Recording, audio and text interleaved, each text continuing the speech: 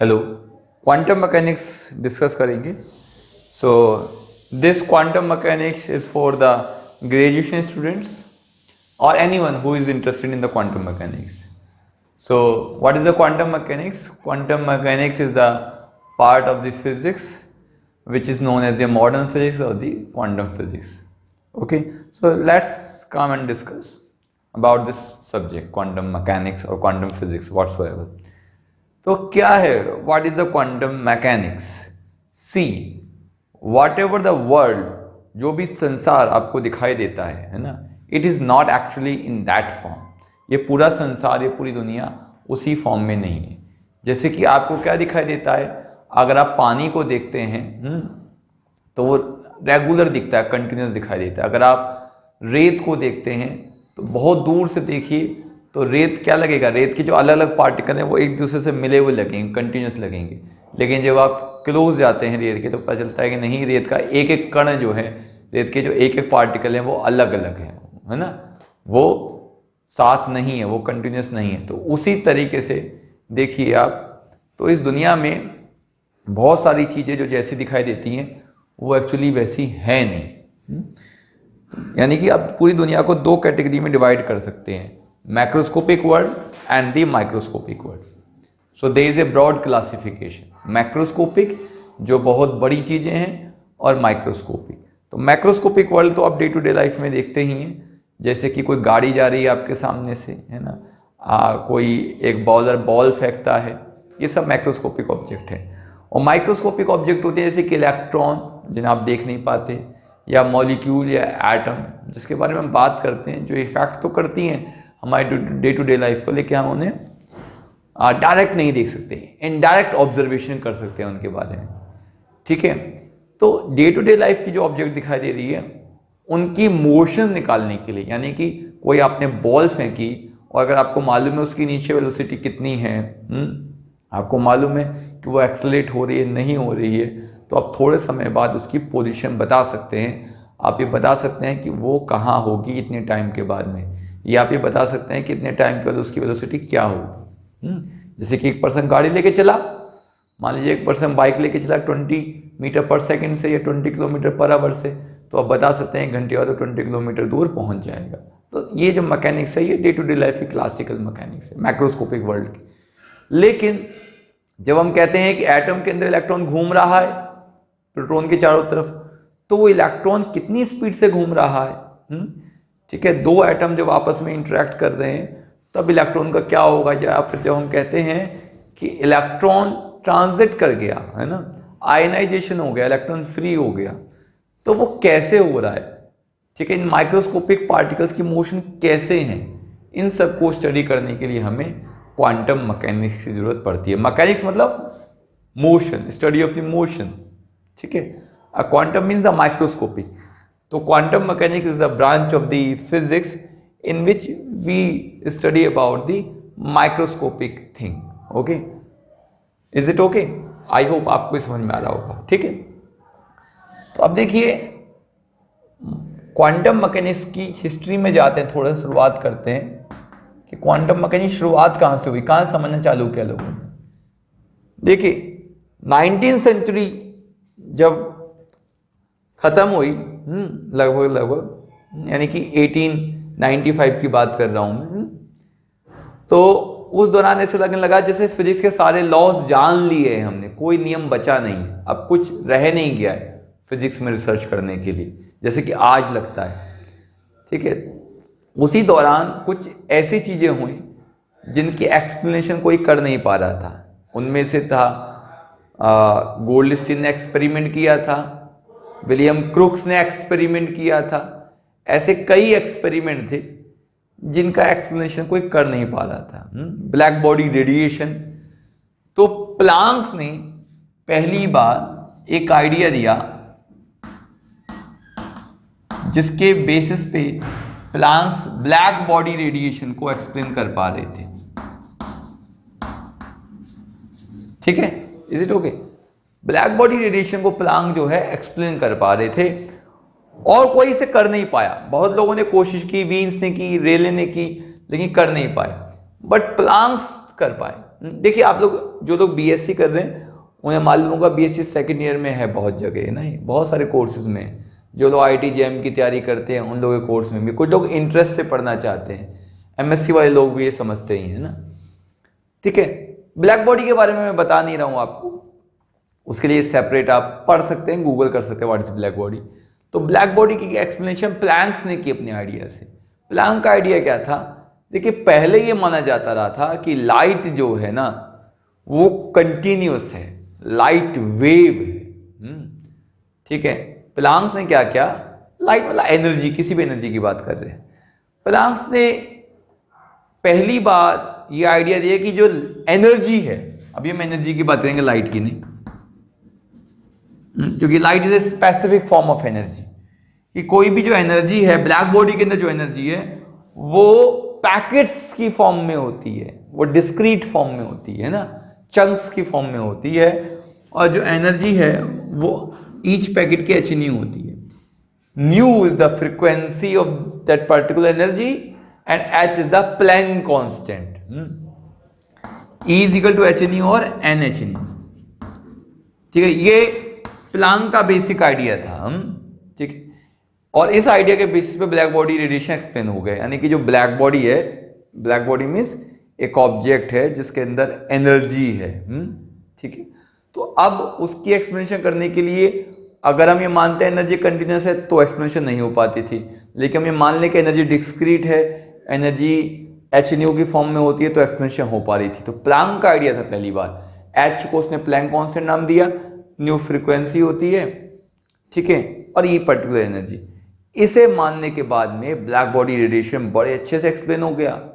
आप देख सकते हैं ना, कोई भी बुक में जाकर के आप ये डेरिवेशन देख सकते हैं, या अगर आप ये कमेंट करेंगे तो मैं भी ये आपको पढ़ा सकता हूँ, बता सकता हूँ। ठीक है, क्योंकि मेरा बेसिक एम जो है इस लेक्चर का आपको रूबरू कराना है व्हाट एग्जैक्टली क्वांटम मैकेनिक्स है ना, थोड़ा सा आपको इसके बारे में जानकारी दे दी है, क्योंकि बहुत लोग इंटरेस्टेड होते हैं, वो जान नहीं पाते, डायरेक्ट बुक्स पढ़ते हैं समझ में नहीं आता, या बहुत कॉम्प्लिकेटेड लेक्चर्स होते हैं, तो I am trying to simplify it. Okay, so Planck's का आइडिया को थोड़े समय के अंदर ही अंदर आइंस्टीन ने यूज कर लिया, और आइंस्टीन ने क्या किया, आइंस्टीन ने जनरलाइज कर दिया प्लैंक्स आइडिया को। आइंस्टीन कहते हैं प्लैंक ने पर्टिकुलर ब्लैक बॉडी की एनर्जी के लिए कहा, लेकिन आइंस्टीन ने कहा नहीं नहीं, खाली एनर्जी नहीं ब्लैक बॉडी की, जो लाइट भी है, दुनिया की कोई भी लाइट है ना, उसकी भी एनर्जी जो है क्वांटम फॉर्म में ही होती है।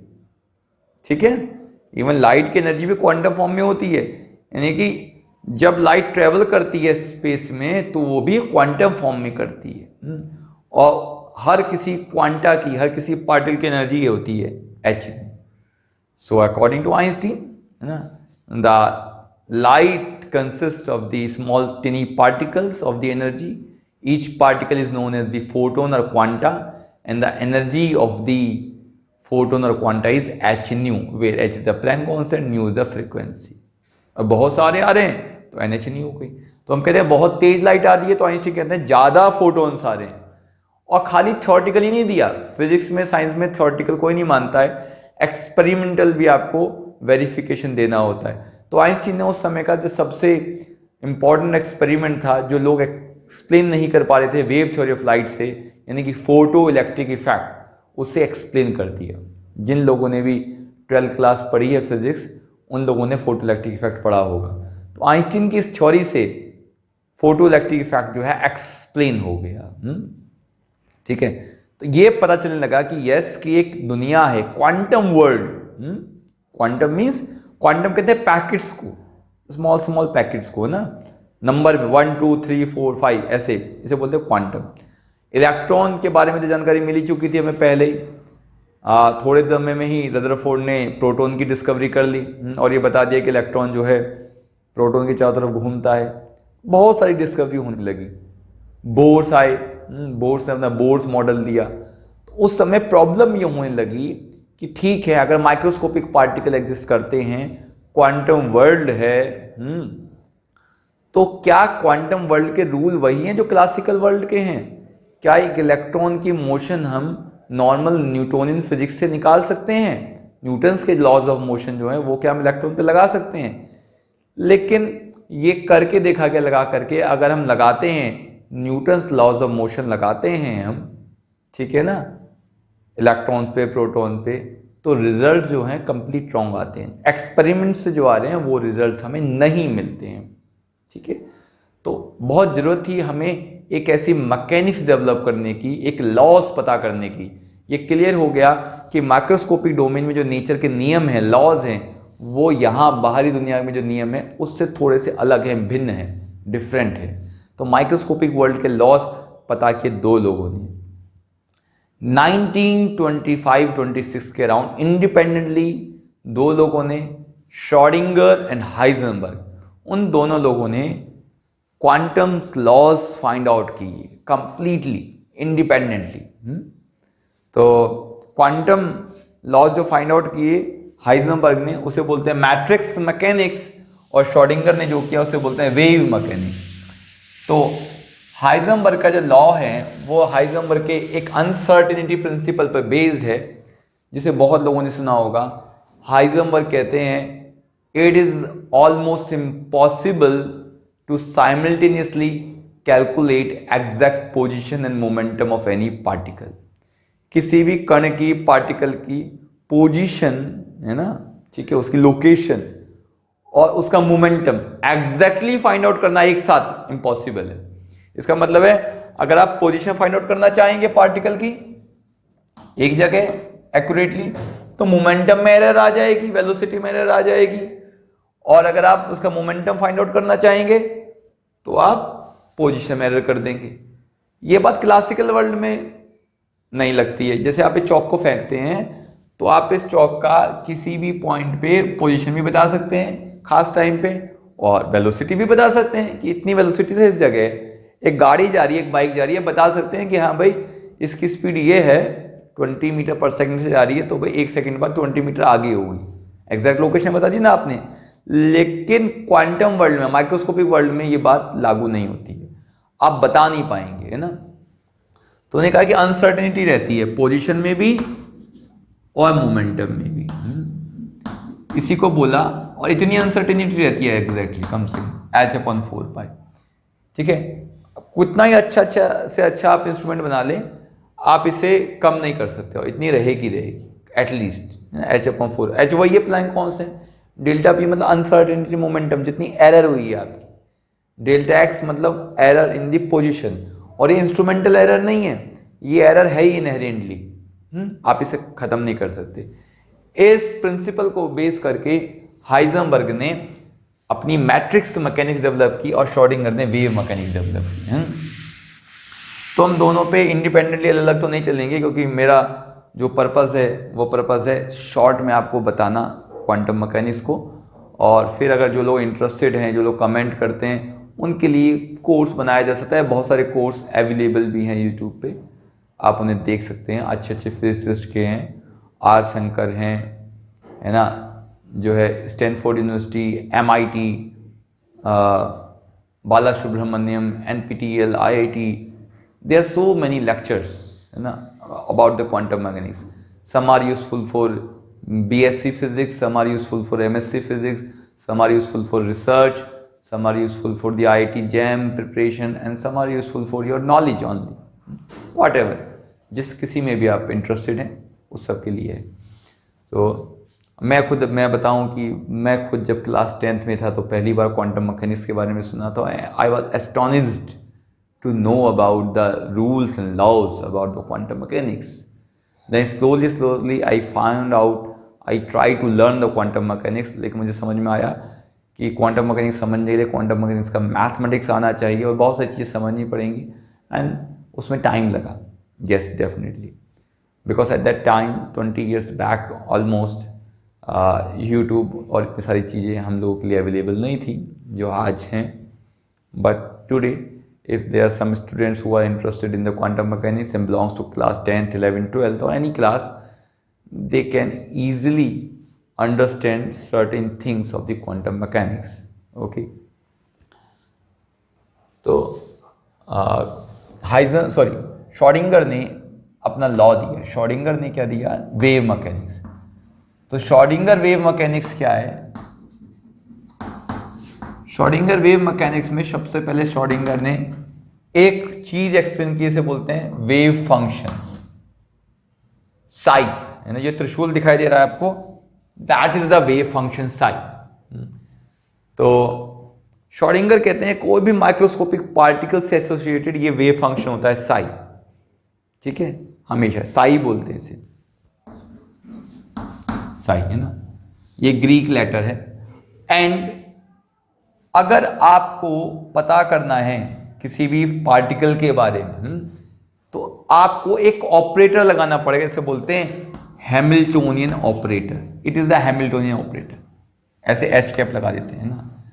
तो वेव फंक्शन पे जो हैमिल्टोनियन ऑपरेटर लगाएंगे तब ये हैमिल्टोनियन ऑपरेटर उस पार्टिकल की एनर्जी दे देगा, ठीक है। ये सिंपलेस्ट फॉर्म है श्रोडिंगर इक्वेशन की।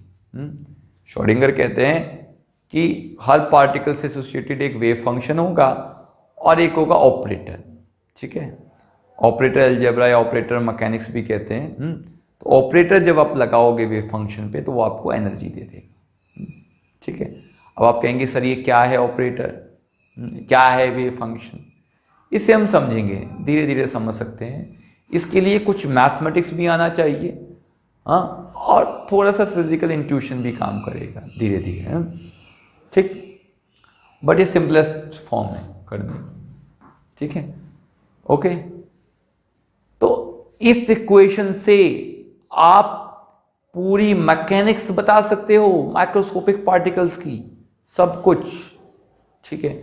इवन बहुत एब्स्ट्रैक्ट है, जैसे कि आपको साई का मतलब, एच का मतलब समझ में, आपको सिर्फ ई समझ में आ रहा होगा, एनर्जी है पार्टिकल के ना, और इन सब का मीनिंग नहीं मालूम आपको एग्जैक्टली अलग अलग चीज़ों का, ठीक है। तो इन चीज़ों का मीनिंग समझने के लिए ही हमें क्वांटम मैकेनिक्स का पूरा कोर्स करना पड़ता है, ठीक है। कुछ कुछ चीज़ें समझते हैं जिसके लिए हमें थोड़ा बेसिक कैलकुलस आना चाहिए, बेसिक अलजेब्रा आना चाहिए, है ना, okay. Basic calculus, basic algebra आता है, थोड़ा सा फिजिक्स आता है, तो आप ये देखेंगे डेफिनेटली हम ये समझ सकते हैं, ठीक है, ओके, इज इट ओके।